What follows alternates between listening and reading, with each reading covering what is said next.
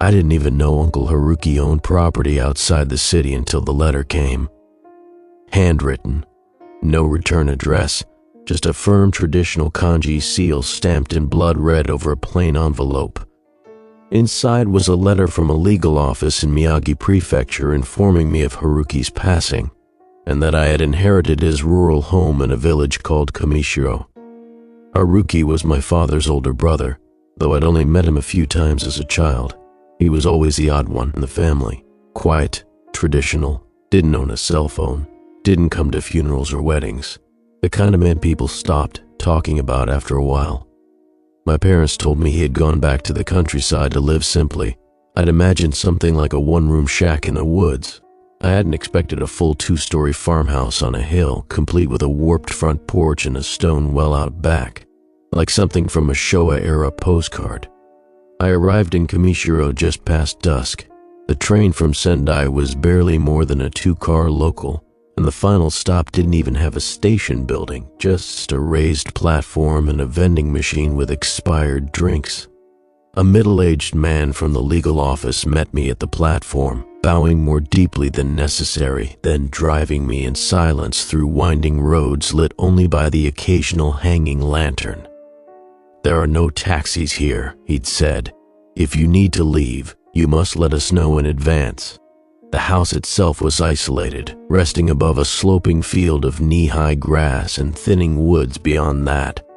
I counted 9 stone lanterns on the road up. Each stood tilted like they had been placed carefully long ago, but never touched again. They had tiny fox statues sitting beside them, Inari guardians worn smooth by weather. He gave me the keys and a packet of documents, then said, "There is food in the fridge, generator in the back. Cell signal is weak in the valley, but it comes and goes. Most leave it alone." He didn't explain what it was. After he drove off, the quiet closed in around me. Not just silence, but a sort of pressure. The absence of traffic, of footfall, of screens and radios. I stood on the front porch and listened to the wind run through the dry grass. It made a sound like something whispering and stopping just short of words. Inside, the house smelled like cedar and old tatami. Haruki had kept it surprisingly clean, but it had the stillness of a place that hadn't been lived in for years. Dust clung to the corners in long, wiry strands. The walls held scrolls of ink brush calligraphy, none of which I could read, and framed charcoal sketches of shrines, foxes, gates. There was no television, just a radio. The fridge was empty, save for miso paste and half a bottle of sake. I powered up the small generator in the rear shed. It started after a few pulls, and flipped on the lamps in the living room, which bathed the room in a soft yellow glow. I didn't unpack that first night, just sat in the middle of the floor and tried to imagine Haruki sitting there, in the same silence, surrounded by the same thin walls and creaking wood. He'd left me everything, no money but the land, the home, and, according to the legal packet, a set of boundaries I was instructed not to alter, fences I shouldn't move, stone markers I shouldn't disturb. I should have read that line more carefully.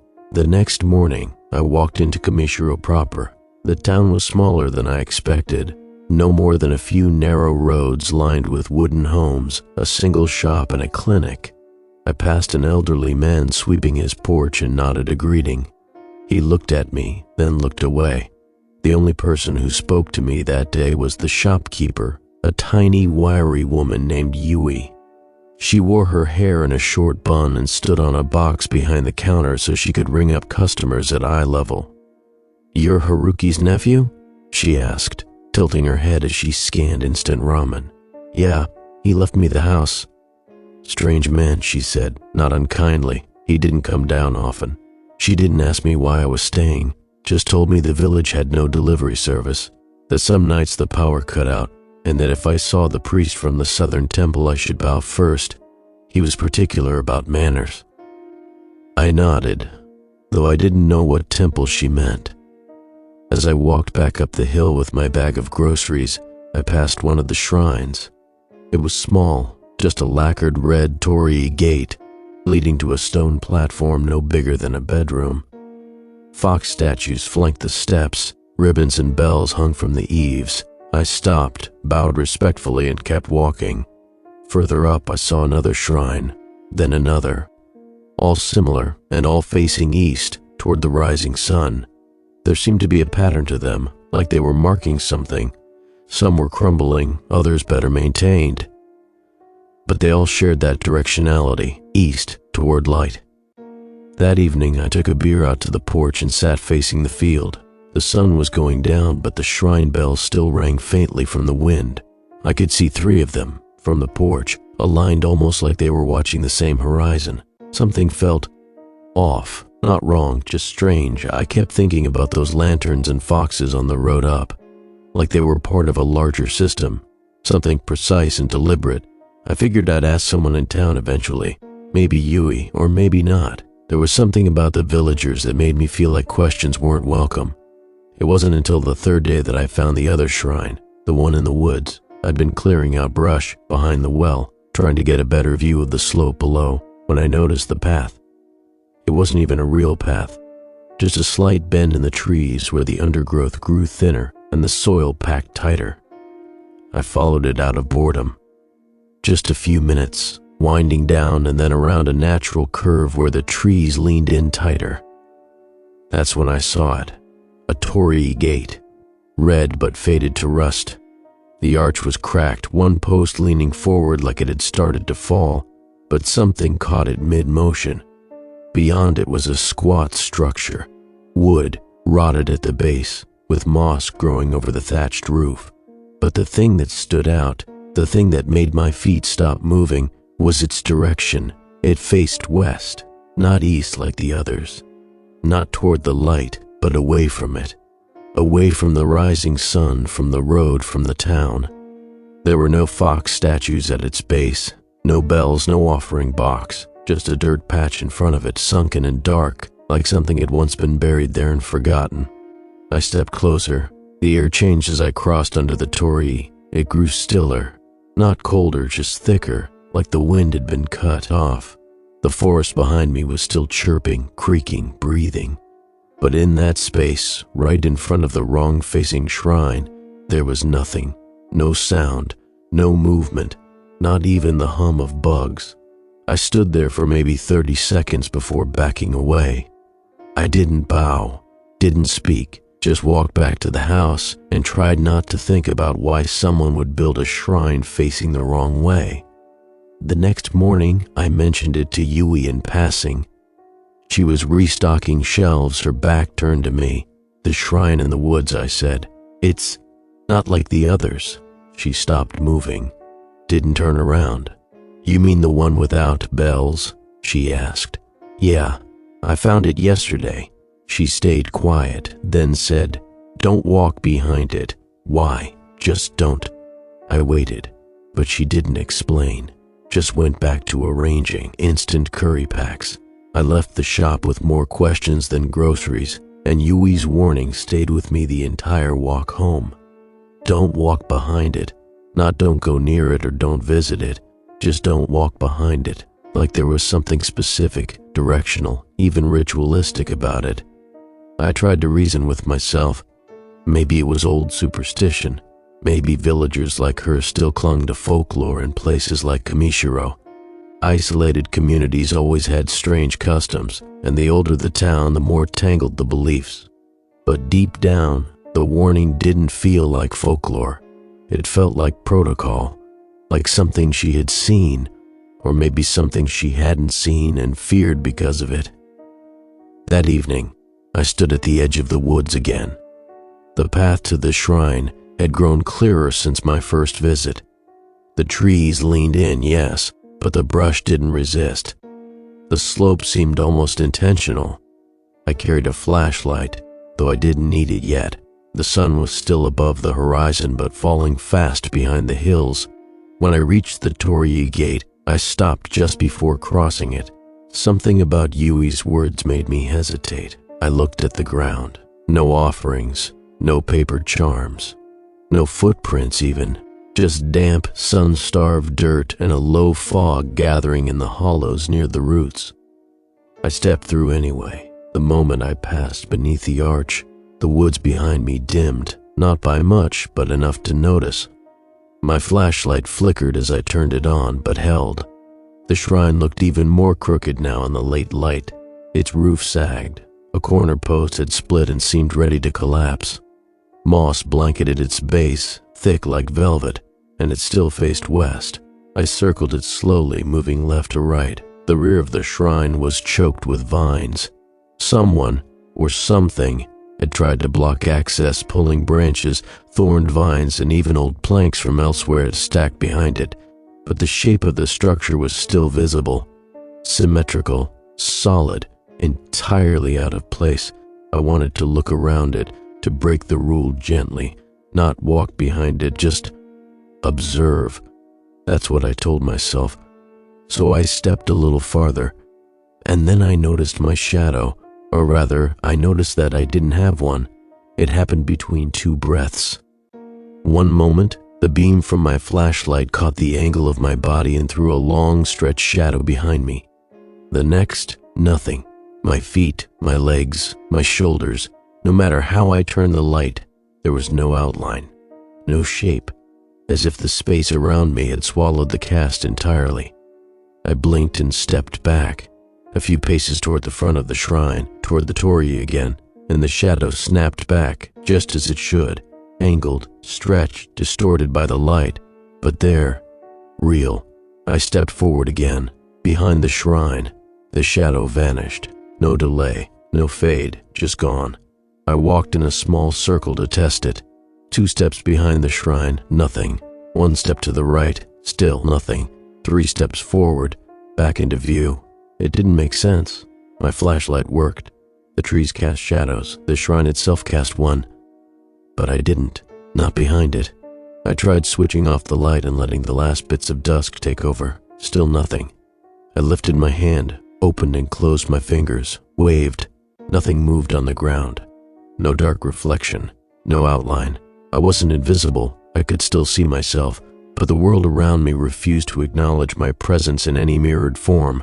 A sharp chill ran down my spine. Not cold exactly, but a prickling discomfort, like the kind of feeling you get when you realize you're not alone in a room you thought was empty. I turned around slowly. Nothing. No one. Just the forest. But the quiet had deepened again, and I felt the stillness take hold of me like a grip around the ribs. I backed away, retracing my steps with careful footing, eyes locked on the space behind the shrine where my shadow had disappeared. It didn't feel like something had been taken. It felt like something had refused to follow. I didn't sleep well that night.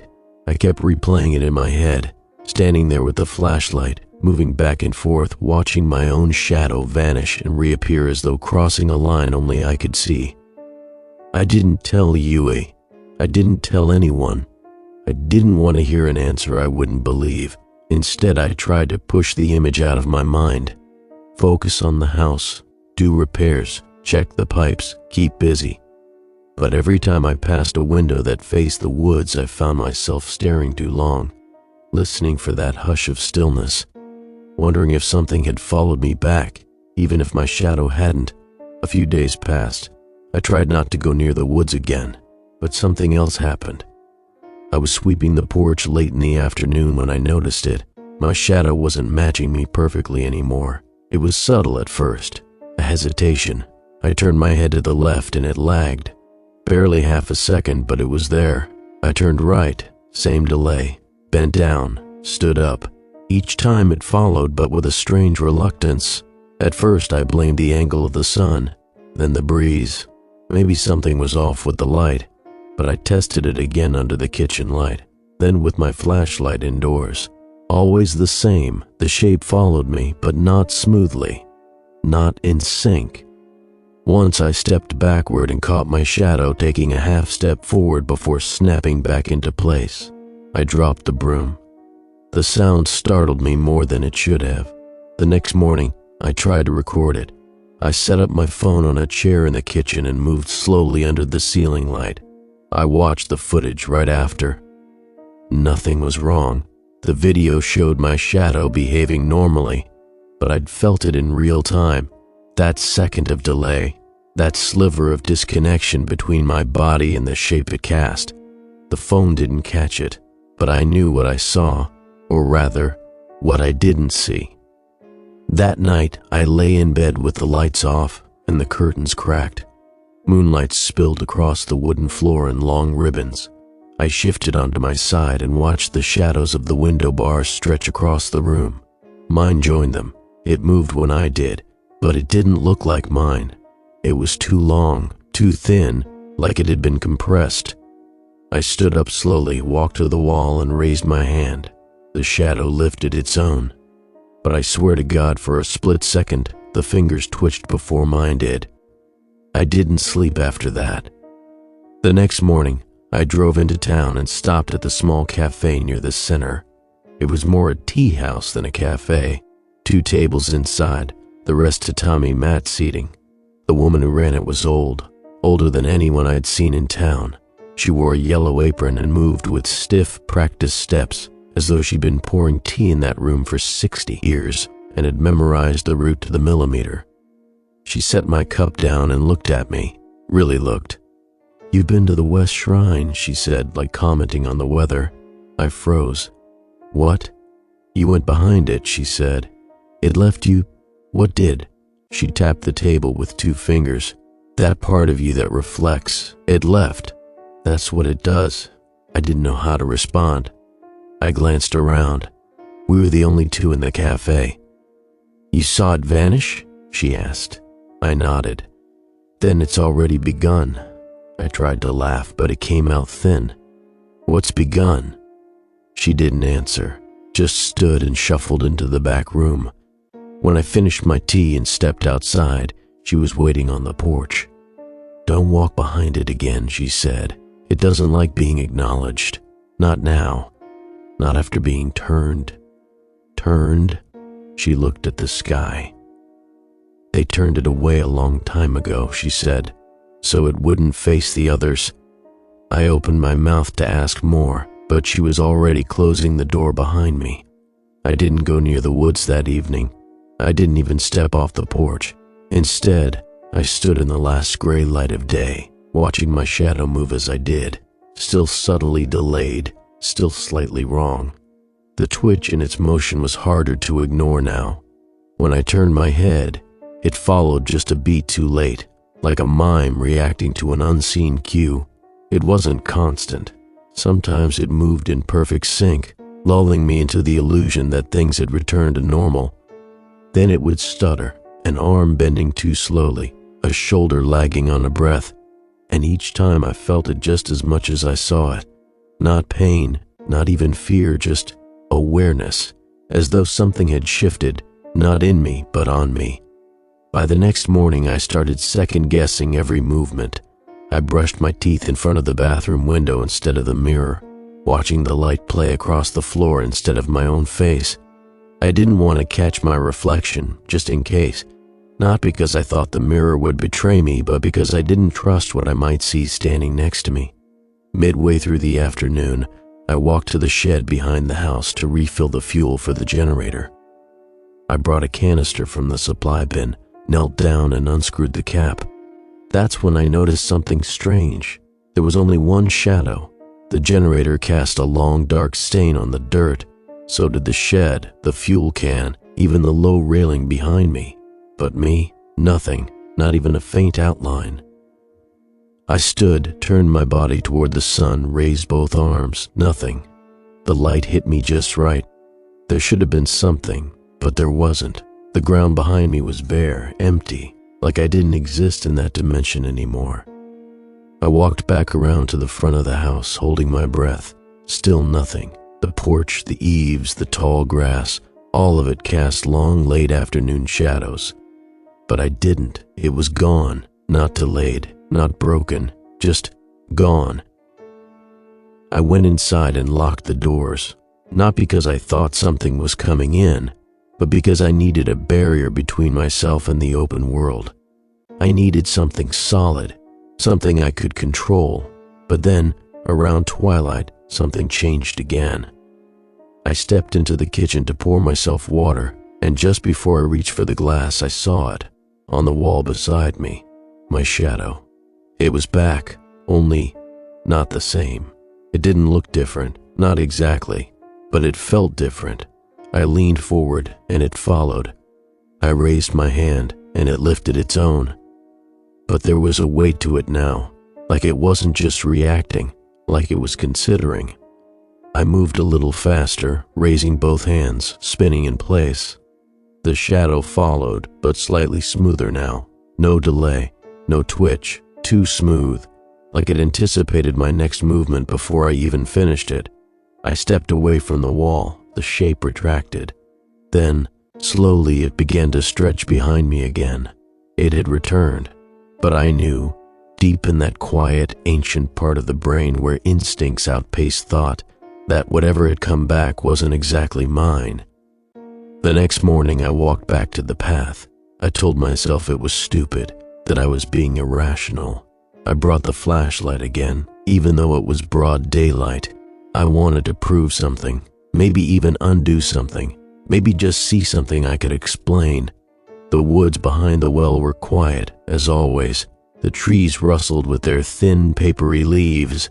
Birds flitted somewhere far above. Nothing felt wrong until I passed under the Torii gate again. That stillness returned, sudden, complete. Even the wind seemed to cut off behind that gate. I turned the flashlight on, pointed it at the ground, and stepped behind the shrine. My shadow vanished again, just like before, but this time it wasn't alone.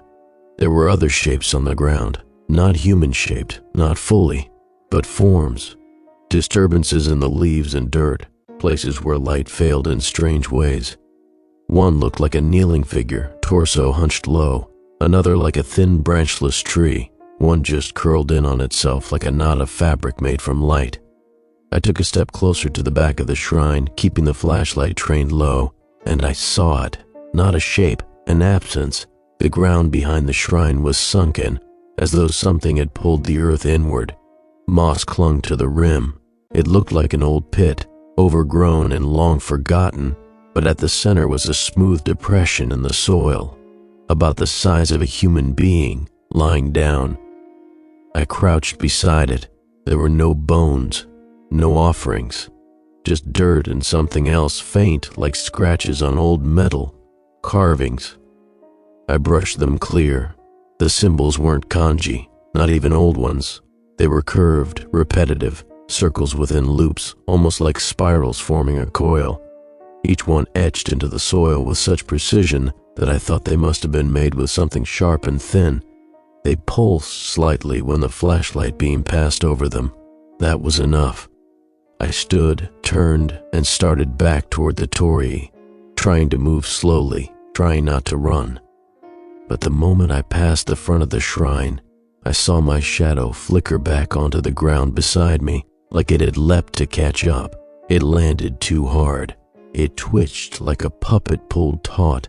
I felt a pressure on my back, like a weight resting just between my shoulder blades. I spun, nothing there, but I heard something behind me, a soft, dragging sound, not footsteps, not leaves, just the sound of something low to the ground moving in time with me. I didn't stop walking. Back at the house, I stepped onto the porch and stood beneath the eave, watching the slope of the hill. The sun was low again. I could see my shadow now, cast long against the grass. It stretched beside me, just where it should be. Only it wasn't still. It was breathing. Not fast, not dramatic, but rising and falling. My chest stayed still, my lungs didn't move. But the shadow expanded, then shrank, a slow rhythm. Not mine.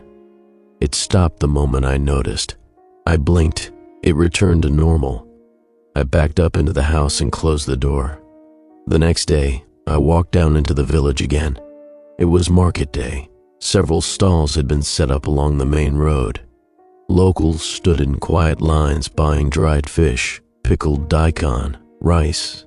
I passed a group of children playing near the edge of a rice paddy.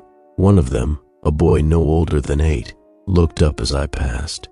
He stared at me, not rudely, not in fear, just confusion. Then he said something I didn't expect. "Where's your tail?" His mother hushed him quickly and bowed an apology. I forced a smile and waved it off, but the words stuck in my head the entire walk back up the hill. That night, I stood in the living room, lit by the single bulb above the table, and watched the shadow on the wall. I moved my fingers. It followed. I bent my knees. It bent. But then I stepped out of the light completely, into the dark space between the kitchen and hallway. I stood there, still, listening. Behind me, the bowl buzzed, the refrigerator hummed, and then, even though I hadn't moved at all, the shadow took a step forward. The air in the hallway seemed heavier after that step. I didn't move. I didn't breathe. I stared at the wall, heart pounding in my chest, waiting to see if the shadow would move again. But it didn't. It stood frozen in the yellow spill of kitchen light, still as glass. My mind scrambled for explanations. Trick of the bulb, bad wiring, maybe I had shifted my foot slightly without realizing. But I knew better. I felt the movement behind me before I saw it. There had been pressure in the air, like something was leaning close, inches from the back of my neck. I stepped back into the light. The shadow reset, followed, synced. I went straight to the bathroom and slammed the door.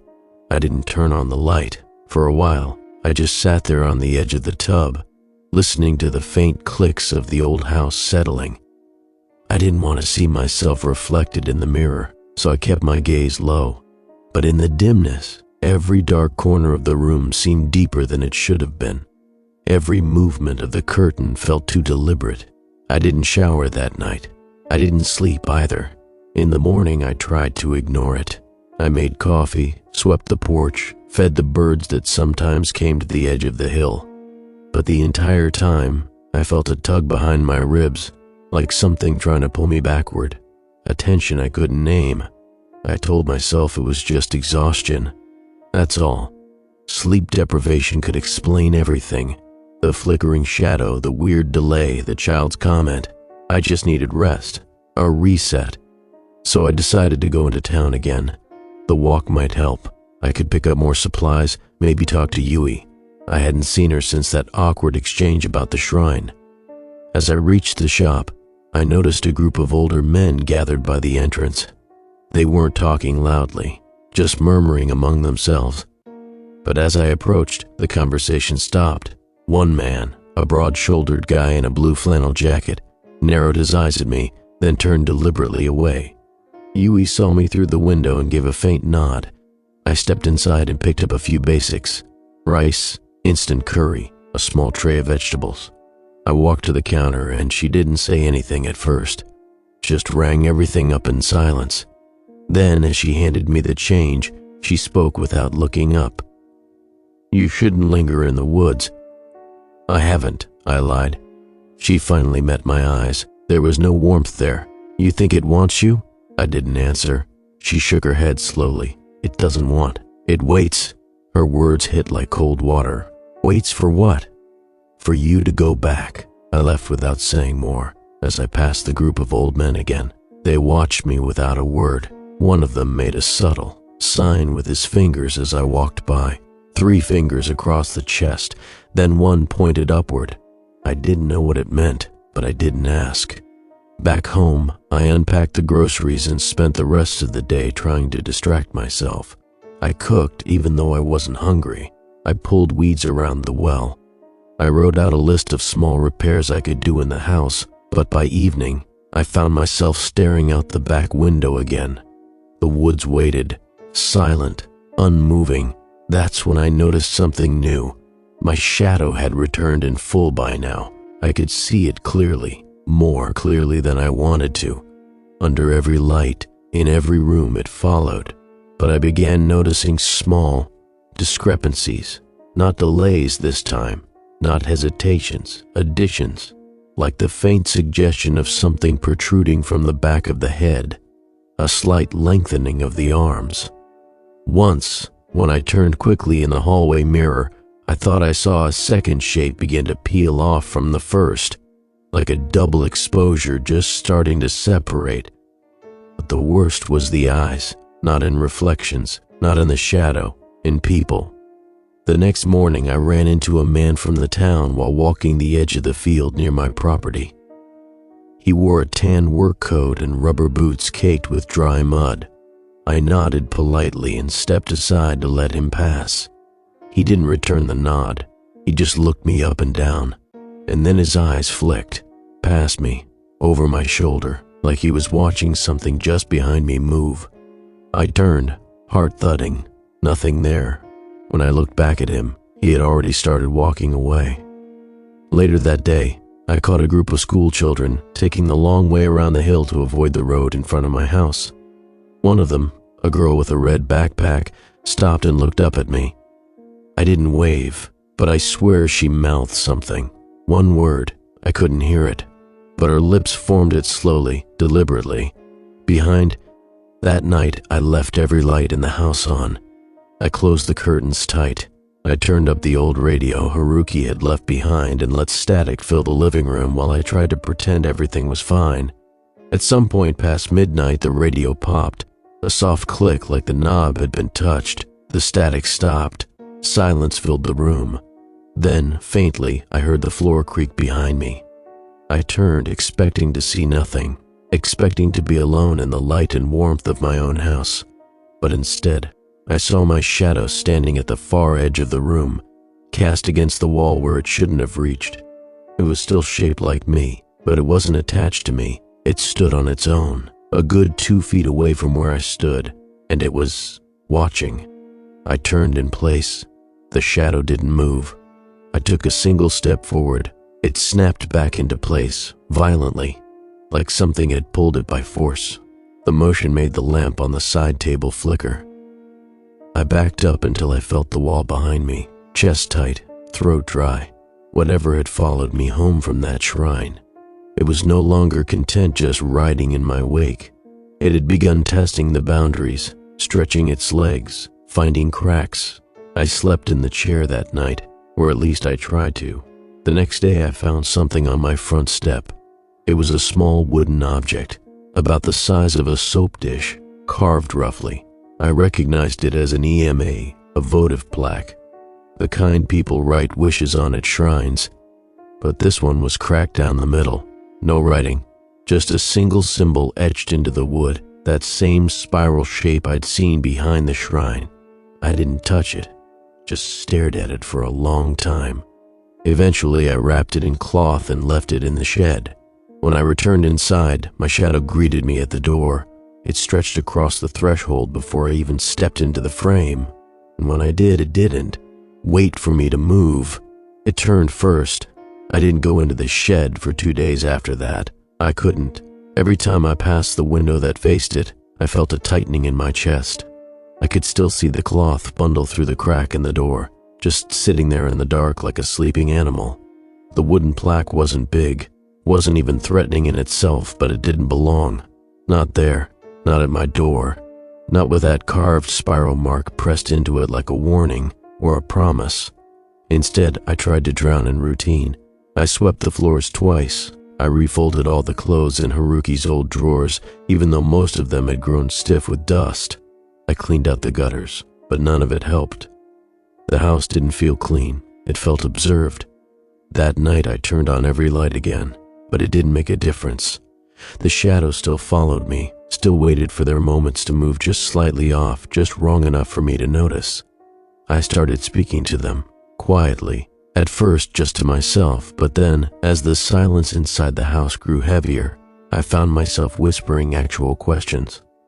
Why? What do you want? Are you mine? No answers ever came, but the lights flickered more often now, especially when I asked. And once when I said, "I'm sorry," I swear the living room lamp dimmed in a single deliberate pulse. By the 4th day, I couldn't take it anymore. I walked into town looking for answers, not from Yui, not from the villagers who pretended not to see me. I went searching for the woman who'd run the tea shop, the one who told me, "It waits." I found the building shuttered. No lights, no signs, just a slip of paper taped to the door with a handwritten note, closed until after Obon. It wasn't Obon season. I stood there for a long time, staring at the paper until my eyes blurred. When I finally turned to go, I nearly walked straight into someone. She was old, easily in her 80s. She wore a faded green kimono and a red scarf wrapped loosely around her shoulders. Her face was creased deep with age, but her eyes were sharp, so sharp they made me stop mid-apology. "You're Haruki's blood," she said. Yes, I answered. "I'm his nephew. I warned him not to speak the name." That made me pause. "What name?" She stepped aside and motioned for me to walk with her. We went slowly, down one narrow lane, then another, until we reached a smaller road that curved toward the southern edge of town. There was an old wooden building there, half-eaten by ivy but still standing. A small shrine sat beside it, freshly swept, well-maintained, facing east like all the others. This one had bells and offerings. A folded origami fox rested on the step. She didn't look at it. She pointed beyond it, toward the line of trees far behind the shrine. "You went to the turned one," she said. "You walked behind it." "I didn't know it was dangerous." "No," she said. "You did. You just didn't believe it." I swallowed the reply I wanted to give. She was right. She motioned for me to sit on the edge of the low stone wall. I did. The Inari shrines here. They're connected, a line, a path. They face the sun to receive the light and reflect it among themselves. That's why they're aligned. That's why they matter. But that one doesn't. "No," she said, "because it was banished." Her voice didn't waver, but I could see the tightness in her hands as she folded them in her lap. Inari gods are not singular. Some are kind, some are protectors, others are hungry, and some take too much. One of ours did, long ago. I leaned in. What did it take? Her answer came slowly, like it had been buried under 100 years of silence. Names, faces, things that cast shadows. It stopped asking. So it was turned, not destroyed, not buried, just turned away from the line, so it would no longer see the others, so it would forget light. Why not destroy it? "You can't destroy what was once worshipped," she said, "not without giving it power again. A shrine is a gate. Tear down the gate and you might let something out." The wind shifted. I asked, "Is that what happened to Haruki?" She looked at me a long time. "He left the offering box open once," she said. "Just once. After dusk." I didn't speak. She didn't elaborate. Finally, I asked, "What do I do?" Her reply was so quiet I almost missed it. "You don't feed it. You don't speak to it. And you don't bring back what it sends out." I left without saying goodbye. By the time I reached my house again, the clouds had thickened.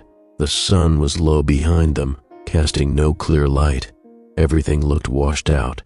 I stood at the edge of the porch and looked toward the woods. The shrine was too far to see, but I felt its direction. I knew exactly where it was now, like a compass needle buried somewhere beneath my ribs. I should have stayed inside. I should have followed her warning. Instead, I went to the shed. The wooden plaque still sat on the work table, the cloth wrapped around it like a forgotten lunch. I unwrapped it slowly, hands shaking. The spiral carving in the middle of the EMA looked darker now, wetter. I touched it lightly. The wood was damp despite the shed being dry. I flipped it over. Something had been added. A name, written in ink I didn't recognize, letters that weren't from any language I knew. But something about the shape of them twisted my stomach. The letters moved. Only for a second, only at the edge of vision, but they bent like strands in water, curling and shifting when I tried to focus. I dropped the plaque and stepped back. It hit the floor face down. That night, I woke up to the sound of something scratching against the inside of my walls. I thought it was an animal, a raccoon, a rat, but the sound wasn't random. It moved slowly, rhythmically, like something dragging its hand across the inside of the drywall, tracing, writing. I pressed my ear against the wall.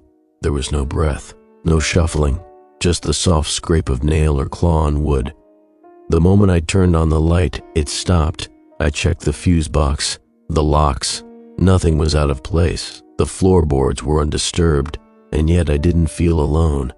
I stood in the center of the living room and slowly turned. My shadow stretched along the wall, but there was another one, just faint enough that I almost missed it, curled low at the base of the couch, like someone hunched over, head down, waiting. When I stepped forward, it vanished. I didn't sleep. I didn't move. I sat on the floor and waited for the sun to rise. When it did, I felt no relief, because I noticed something else missing. The photo frame on the wall, one of the only pictures I had of my parents, was still there, but the photo itself had been changed. Their faces were blurred, smudged as if pressed against the glass too hard, until the features warped and spread like water damage. My face was untouched, but I was alone in the image now, and in the bottom corner, scratched so faintly it looked like an old watermark, was a spiral. I took the photo down and flipped it over, half expecting the back to be burnt or warped or signed with something I couldn't read. But it was clean. Just a plain cardboard frame with rusted clips, nothing unnatural about it at all, except the image, which now left a hollow ache in my chest. My parents' faces weren't just blurred, they were erased. Like the memory of them had been softened, like it was too dangerous to remember clearly. I checked the other photographs. There weren't many. Haruki hadn't been sentimental, but there were a few scattered in drawers and on shelves, grainy snapshots of the house, the well, even one of him standing outside the tea shop. But every photo that had once shown a person now showed only empty backgrounds or headless figures, even mine. In one, I sat at a table with two people whose names I couldn't remember now, arms raised mid-toast. I knew it had been for my graduation dinner, but in the picture I was alone at the table, smiling at a pair of empty chairs. There was no damage to the images, no sign they'd been tampered with. The paper was smooth, the shadows were consistent, but the people were gone. I gathered the photos and shoved them in a drawer. Around noon, I noticed the birds had stopped coming. That was the moment I knew things had shifted again. The house had always been quiet, but never lifeless. There'd been birdsong most mornings, simple warbles from the nearby branches, a chirp or two on the windowsill while I boiled water for tea. Now, nothing, not even wind. The field beyond the porch looked static, like a painting, too still. Then came the fox. It was waiting on the step just before dusk. I opened the door to let in some air, and there it was. A fox, fur the color of clay, tail flattened in the dust behind it, ears alert. It didn't flinch when it saw me, didn't move at all. Its eyes were cloudy, milky white, like marble. Blind, it shouldn't have seen me, but somehow it did. I took a step back and closed the door slowly, no sudden moves. From the kitchen window, I watched it remain still for nearly 20 minutes, just sitting there, facing the house, breathing, barely. Then it rose. It didn't trot off like an animal. It turned, deliberately, and walked down the slope with a limp in its back leg, as if something inside it was broken and didn't care. I watched it disappear into the woods, toward the shrine. I stood frozen for a long time. The kettle began to whistle behind me, but I didn't move. When it finally stopped, I saw something else on the front step. Not the fox, not paw prints, a tail, or something like it. Long, wiry, sinewy, like it had been plucked from the base of a larger animal. It sat curled in a perfect loop, spiraled. I didn't touch it. Instead, I walked out the back and circled around the house, keeping my distance from the porch. I didn't want to get close to it. I didn't want it near the threshold.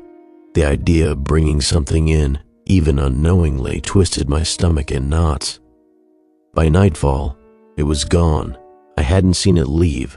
I hadn't heard anything. But the space on the step where it had been was darker than the rest of the porch, like it had soaked in. That night, I heard the fox again, only it wasn't crying like an animal. It was muttering.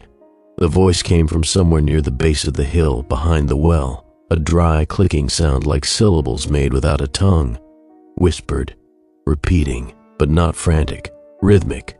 almost ceremonial. I covered my ears and went to bed with the radio playing static. In the morning, I found the incense sticks near the front steps snapped in half. I hadn't lit them. I hadn't even touched them since arriving, but Haruki had kept them in a small tin by the door, cheap temple bundles, the kind sold in plastic wrapped near coin boxes. I opened the tin and counted. 4 of the sticks had been broken, not chewed, not crushed, snapped cleanly at the center, then placed neatly back into the tin. I didn't understand the message, but I understood the intent. The shrine was rejecting peace offerings I hadn't even made. I waited until late afternoon to visit Emiko again, the old woman who told me about the banished god. She lived alone in a narrow 2-story building behind the town's disused paper mill. The gate to her yard was overgrown with wisteria and spider plants, and a string of protective charms, ofuda, hung above the entryway. I knocked once, twice, no answer. On the 3rd knock, the door opened slightly, as if it had never been latched. "Emiko?" I called. No response. The house was dark. The air inside smelled of dust and iron and something vegetal, like dried roots. I didn't step in. Something about the house felt left, not lived in. I looked down at the mat beneath my feet and noticed fresh dirt. Footprints. A small track winding in from the back of the house, not hers. I turned and left without entering. As I made my way back through the village, I passed the southern shrine again. The air around it felt warmer than usual, more alive. Bells still hung from the crossbeam. The fox statues were clean. Someone had left oranges in the offering tray, still fresh. And I noticed something else.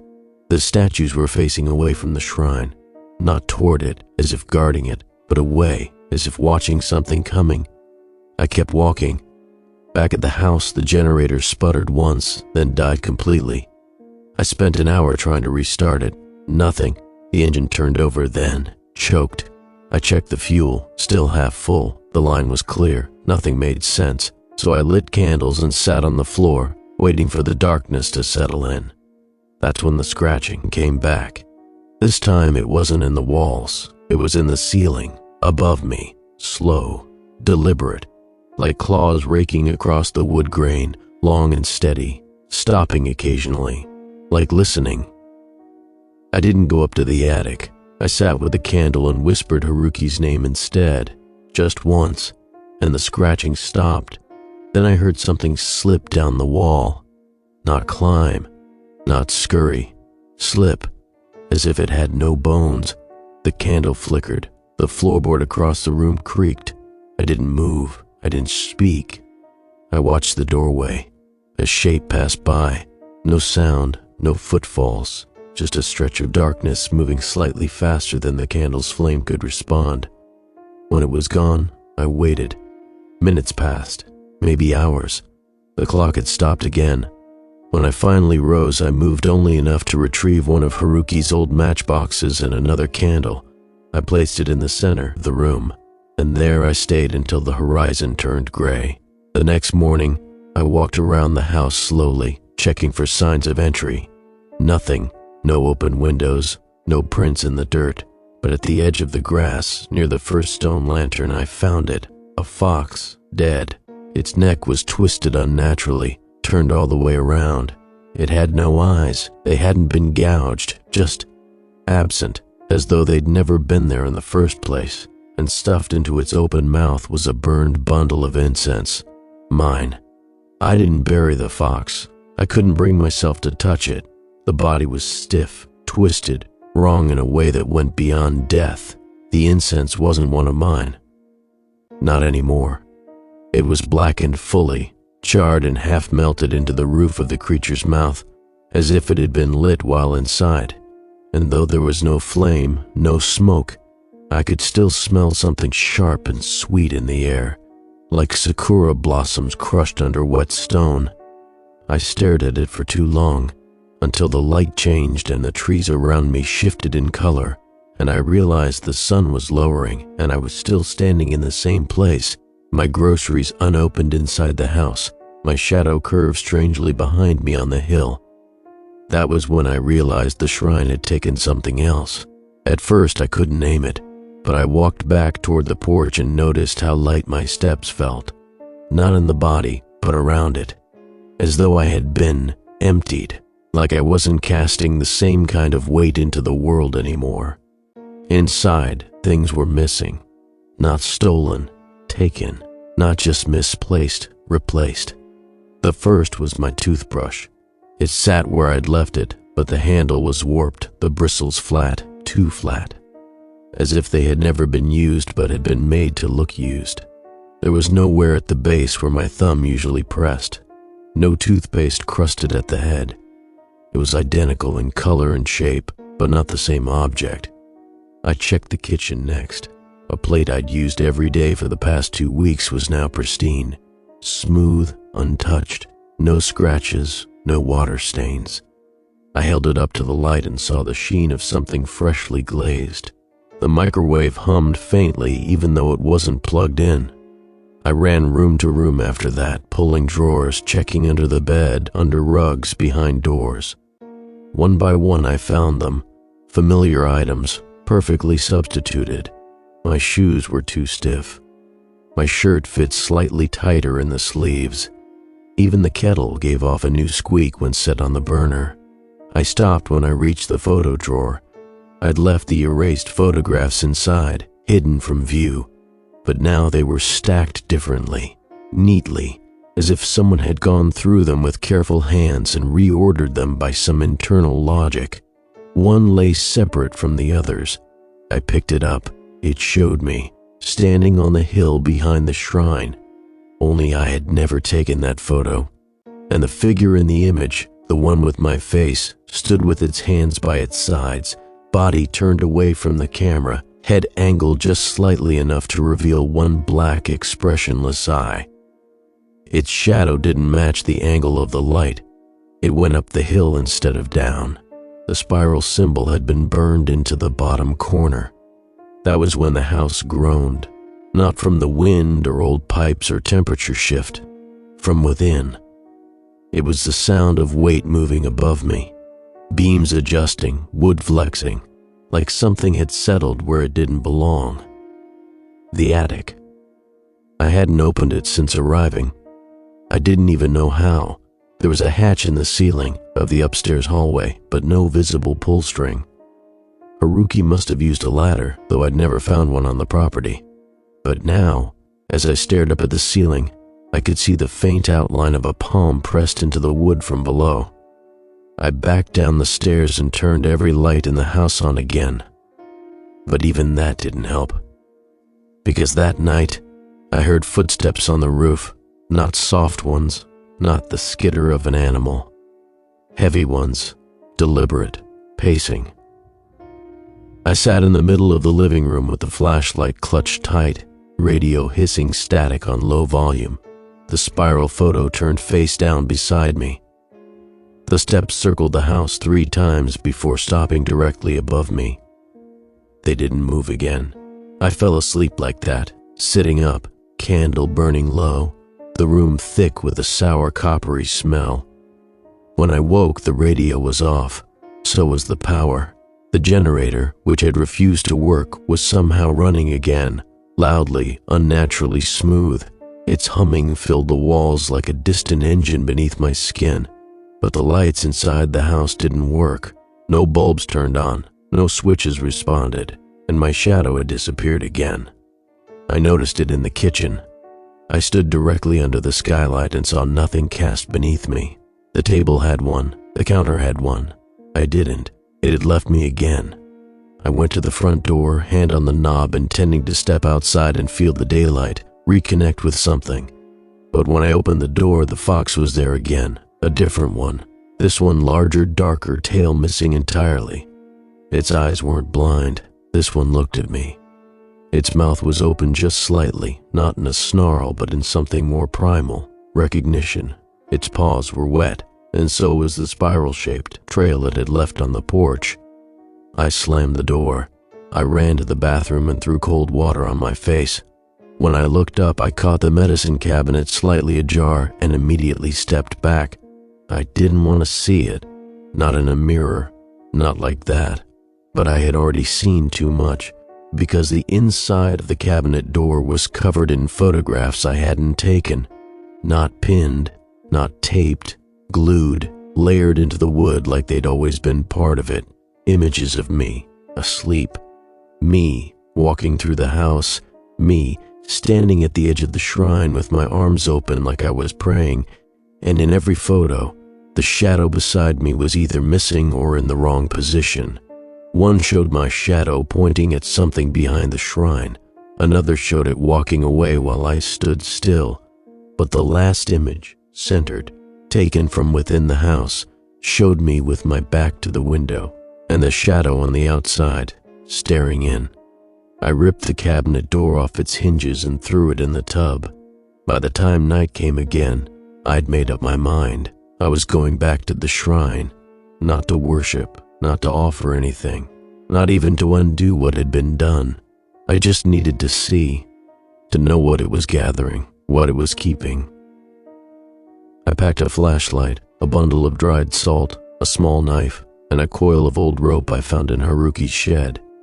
I didn't believe they'd help, but it felt wrong to go empty-handed. As I stepped off the porch, the air felt wrong.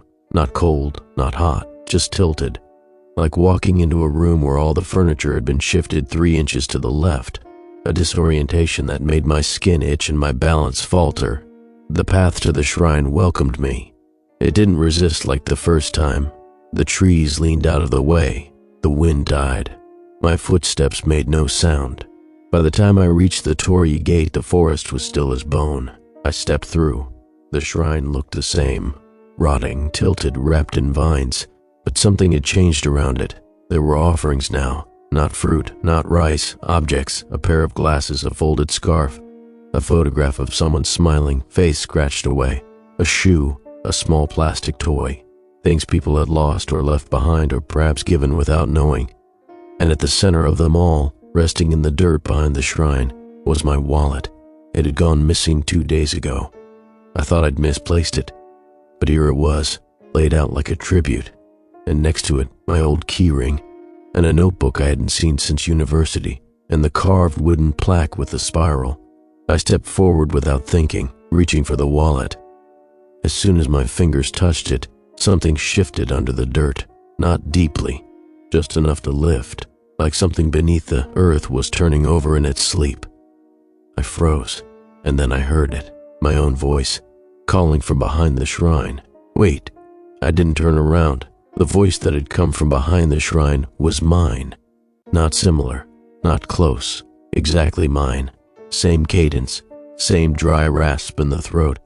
The echo of a man who hadn't spoken aloud all day. But it didn't come from my chest. It came from the woods behind the shrine. From the spot where the pit sank low into the earth and the spiral markings coiled through the dirt like veins in flesh. Wait, it said again, quieter. You shouldn't leave it. I knelt slowly, never taking my eyes off the wallet in my hand. I didn't speak. I knew, instinctively, absolutely, that to reply would be to acknowledge, and to acknowledge would be to open something I couldn't close. Behind me, the trees creaked without wind. Something shifted its weight in the soil. The voice didn't speak a third time, but I heard it move, not with footsteps, with presence. Like the displacement of space, like something rearranging the world just slightly to make room for itself, not entering it, just reminding it. I grabbed the wallet and turned back toward the torii, expecting the shadows to twist, the path to close, the trees to bite down, but nothing did. The shrine didn't stop me. The thing behind it let me go. Back home, I opened the wallet carefully.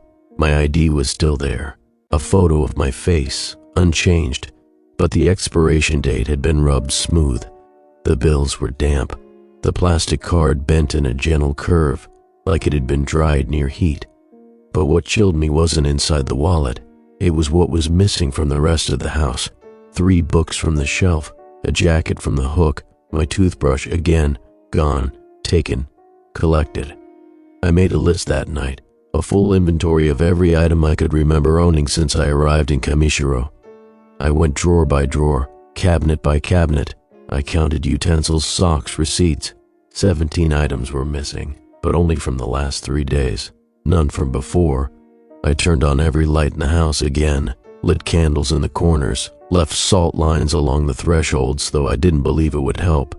I even hung a strip of old juzu beads across the entry to the bedroom, remembering something Emiko had said about gates within gates.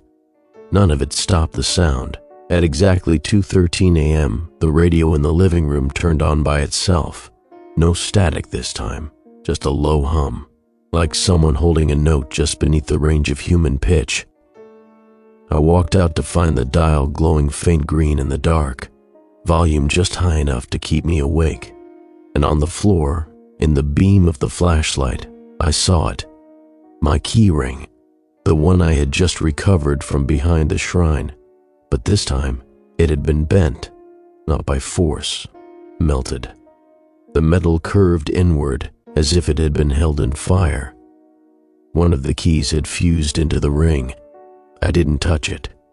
Instead, I locked the bedroom door and pushed a chair against it, even though I knew that if something wanted in, that wouldn't matter. That night I dreamt for the first time in weeks, only I knew it wasn't my dream. The images didn't belong to me. I was watching myself, but not from behind my eyes.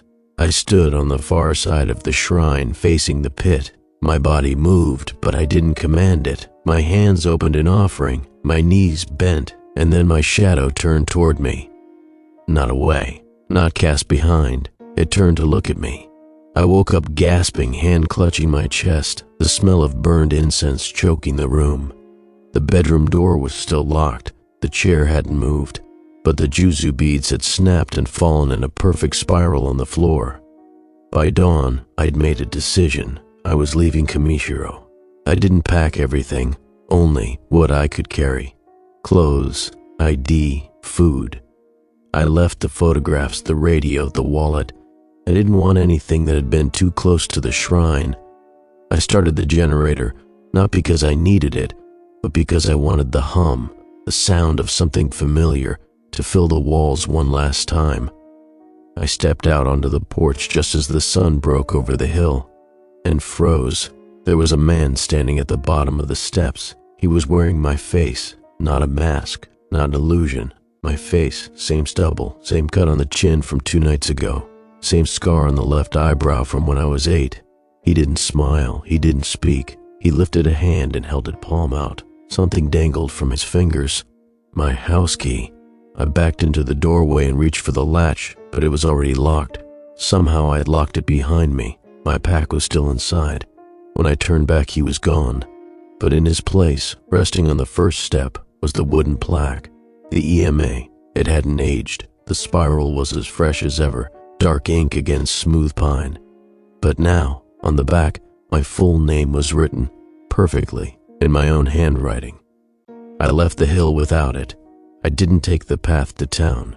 I cut through the woods, down the ravine behind the neighboring rice paddies. My legs burned. My chest ached. I didn't stop until the sun was high and the village was behind me. Only when I reached the main road, an actual paved one where cars sometimes passed, did I feel like I could breathe again. I made it to the next town by afternoon, rented a room at a roadside inn and lay on the floor, staring at the ceiling fan turn overhead. The silence was different here. Not safe, but normal. I tried to call someone, anyone. My parents' old number was disconnected. My friend Riku's number rang once, then went dead. I sent 3 emails. All bounced. I checked my ID again. This time the photo had changed. It was still me, but the background behind my head was no longer the white screen of a registry office. It was the woods. The shrine was just barely visible behind my shoulder. That night I walked to the corner store, hoping for noise, people, anything to remind me that the world was still the world. The clerk rang me up in silence. Then, as I handed him a 5,000 yen note, he stopped, stared at me, at my shadow, and whispered, "You're facing the wrong way." I didn't speak to the clerk. I didn't ask what he meant. I didn't have to, because I already knew. I turned slowly, heart thudding, expecting to see something behind me, something towering, something draped in moss or coiled in shadow, but there was nothing there. Just me, my shape stretching across the linoleum under the store's fluorescent lights, only it wasn't my shape. The head was tilted too far, the shoulders too square, the arms hung at a strange angle, longer than they should have been. It didn't follow as I turned. It stayed facing the entrance, still, unmoving. The clerk had already stepped away from the register, muttering something in hushed tones to someone in the back. I didn't wait to hear more. I dropped the change, left the bag on the counter, and walked out. The streets felt too narrow now, like the buildings were bowing inward, watching.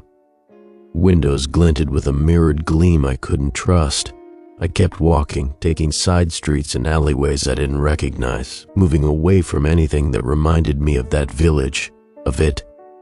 But no matter where I went, every reflective surface I passed, store windows, car doors, the screen of my dead phone, showed my shape still facing the other way, like it had turned its back on me, like it had stayed with the shrine. I wandered until the sun began to drop behind the buildings and the town turned soft and gray. I found myself standing at the edge of a train station, small, old, unattended. One track, one bench, no schedule posted. I waited an hour. No train came. The platform lights flickered on at dusk, buzzing in the quiet like insects trapped in glass. I sat on the bench, gripping my bag, and looked down at the cracked concrete underfoot. My shadow stretched long in the pale orange light, and I couldn't help but watch it, waiting for it to lag, to twitch, to turn. But it didn't, not yet. A breeze pushed through the station. Leaves rattled somewhere nearby. I heard the faint clatter of distant steps and looked up. Someone stood on the opposite platform. There was no other side, no second track, just a fence and a drop into overgrown grass. But the figure stood there anyway, still, facing me. It wore a coat identical to mine, shoes like mine, even the same bag slung over the shoulder. The only difference was the face. It was blank, not mutilated, not hidden, just absent, as if it had never been drawn in. And then it raised its hand, palm out, greeting, not beckoning, welcoming. I stood, took one step back. My foot crunched on something. I looked down, another Ema, wooden, spiral carved. My name written on the back again. This time it had a date scratched underneath. Tomorrow. The figure on the opposite side was gone. I left the station and didn't stop moving until my legs gave out on a patch of grass near a drainage canal. The air was colder there, wet. The kind of cold that clings to the bones even when you're sweating. I fell asleep curled against a rusted fence, clutching my bag, my head aching from the pulse of thoughts I couldn't shape. When I woke, the world was quiet again. Too quiet. Not just absent of sound, but absent of response. I tested it. I coughed. No echo. I snapped my fingers. The birds didn't fly. I stood and shouted. Just a quick burst, a nothing word. No dogs barked. No windows opened. It was like the world had pressed pause. And worse, my shadow was gone again. Even under the rising sun, even with the light coming in sideways and sharp, I cast nothing. Not even a blur. I ran. I don't know how far I went, only that the buildings began to thin and the power lines dipped lower until I was standing once again at the edge of a dirt path, and I recognized it. The curve of the trees, the slope of the hill, the road that hadn't been there before but somehow always had. The path to the shrine. It had followed me, or maybe I'd never left. I took a step forward, then another, and with each one I felt a tug, not painful, not even forceful, just inevitable, like walking downhill into a gravity made just for me. The forest bent around the path, the air cooled. I heard no birds, no insects, and up ahead, just past the bend, the Torii gate, red, cracked, and beyond it the shrine. No vines this time, no moss. It stood clean now, restored, straight, and there, waiting before it, was the version of me I'd seen in the photograph. He didn't turn. He didn't need to. He walked behind the shrine and vanished. I broke into a run, passed under the torii without hesitation. The stillness hit instantly. The weight of it collapsed around me like a vacuum, pulling the sound from my ears, the air from my lungs. But I kept moving. I rounded the shrine and saw nothing. No figure, no pit, just trees, just wrong trees, too tall, too thin. Their trunks curved upward in a spiral before vanishing into the dark above. The ground was no longer moss, it was ash. Black, dry, soft like powdered bone, and far ahead, barely visible between the trees, a second shrine. But not red, not wood, stone. The structure was impossibly old, crumbling in places but intact. Its torii was massive, 12 feet high and wide enough to walk a cart through. The pillars were engraved with the spiral sigils, layer upon layer, the grooves worn smooth like they had been touched, not worshipped, held. I didn't want to go farther, but I stepped forward anyway. Each pace felt longer. My knees ached, my vision blurred at the edges. Behind me I heard the trees groan, but not from wind, from movement.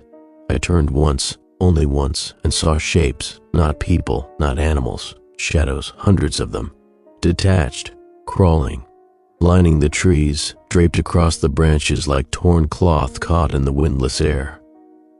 They watched, but they didn't approach, because I was already one of them. I passed under the stone gate, my shadow returned, not behind me, in front. It led, and I followed. The ground felt softer after the gate. Each step sank slightly as though I walked over old fabric, thick with dust. There were no sounds except my own movement, no rustling, no breath, not even the whisper of leaves brushing together.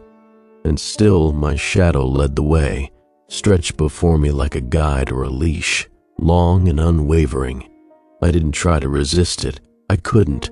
The path narrowed between the trees, which grew closer now, their bark dark as wet stone. They slanted inward, bending like ribs closing around a heart. My shadow didn't waver. Its arms hung lower than they should have. Its head moved slightly from side to side with each step. It knew exactly where we were going. And then we reached the clearing. It wasn't wide, maybe the size of a single room, but it was empty of trees, circular, and filled with spirals carved directly into the dirt. Hundreds of them, some overlapping, some half-finished, some etched so deep they looked like graves. At the center stood a structure, not a shrine, something older, no roof, no paint. Just 4 stone posts surrounding a raised platform with a depression in the center, a hollow, a place to kneel. As I stepped closer, my legs began to slow, not out of fear, out of recognition. I'd been here before, not in this body, maybe not even in this life, but some part of me remembered that shape, the spiral. The wrong-facing shrine had been a warning. This was the destination. My shadow stepped onto the platform and turned to face me, and I understood what was waiting. It lifted one hand, my hand, and held it out, palm open, a gesture I'd seen 100 times in the shrine photos, the same one the blank-faced man had made at the train station. I stepped forward without willing it. A pressure grew in my chest, not pain, not panic, a deep, unrelenting grief for everything I'd lost, for everything I'd given away without realizing. The shrine hadn't taken those things. I had offered them, piece by piece, my memories, my name, my shadow, my home, and now it wanted what was left. I dropped to my knees. My shadow reached for me, and then dissolved, not vanished. It entered, like smoke being pulled into a crack in my skin. My body jerked backward, my lungs emptied, my spine locked. I saw the forest around me bend and stretch and twist in impossible angles, and then fall still.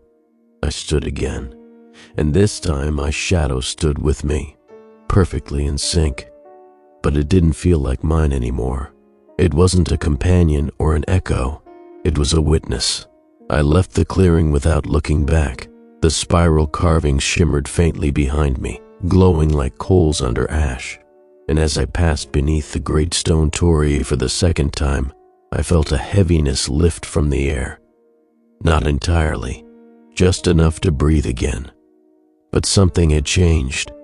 I no longer felt like I was walking through the forest. I felt like I was within it, a part of it. I followed the narrow path back toward the wrong-facing shrine. The structure had shifted again, lower to the ground. Its roof slanted more steeply, the vines peeled away. Someone had swept the earth around it, and there, sitting at the base of the offering platform, was a new Yema, the spiral. My name, a line beneath it, not a date, not a time, just a word, caretaker. I left it where it lay. By the time I reached the house, the sun was rising. The field behind the property glowed gold again. Birds chirped for the first time in days. The wind moved freely. The porch no longer groaned under unseen weight. But the door was gone. Not open, not broken, just missing. In its place stood a solid wall of wood, painted to match the exterior, as if it had always been part of the house. I circled the home once. The windows had sealed, the shutters locked. I couldn't find a way in. Until I turned around, my shadow pointed to the shed. The door was open. Inside, I found the things that had been taken. My toothbrush, my coat, Haruki's key ring, the photographs restored and laid out in rows along the shelves, all perfectly arranged, all untouched, and in the center of the floor, a spiral carved into the dust. I stepped over it and sat, and waited. The days that followed passed like silk. The village never came to check on me. No one visited. I watched the sun rise and set from the hill, no longer keeping time. The wrong-facing shrine remained silent, its surface now weathering clean. No more gifts appeared, no more foxes, no more voices. But the house never let me back inside, and I no longer needed it. At night, I walked the shrine paths, cleaned the moss from the stones, set new charms under the torii gates, not for prayer, not for worship, for balance. One evening I walked past the final shrine, the one closest to the woods, and saw something new. A boy, no older than 10, standing just beyond the last lantern. His shadow stretched behind him like a thread of smoke, twitching slightly at the edges. He was looking toward the forest, toward it. I stepped between him and the path. He froze, then looked up at me. His lips moved, uncertain. Do I go in? I shook my head once. No, he blinked slowly. Something in him relaxed. He turned and walked back toward the village. I watched until he vanished behind the slope, and when I turned again, the spiral in the earth had begun to fade. I think Haruki tried to stop it once. Maybe he thought he could reverse it, bury it, turn it back toward the light. But that was never the point. You don't stop the spiral, you hold the gate. You make sure no one opens it by accident, that no one leaves the offering box cracked, that no one steps behind the shrine and finds their shadow no longer wants to follow them. That's my place now. The shrine faces west because it remembers, and so do I. I've carved a new post beside the trail, taller than the others. No prayers, no bells, just a single word carved deep into the wood. Return, not as a warning, as a boundary. Because if you pass it and you go behind the shrine, you may not come back alone. If you come back at all,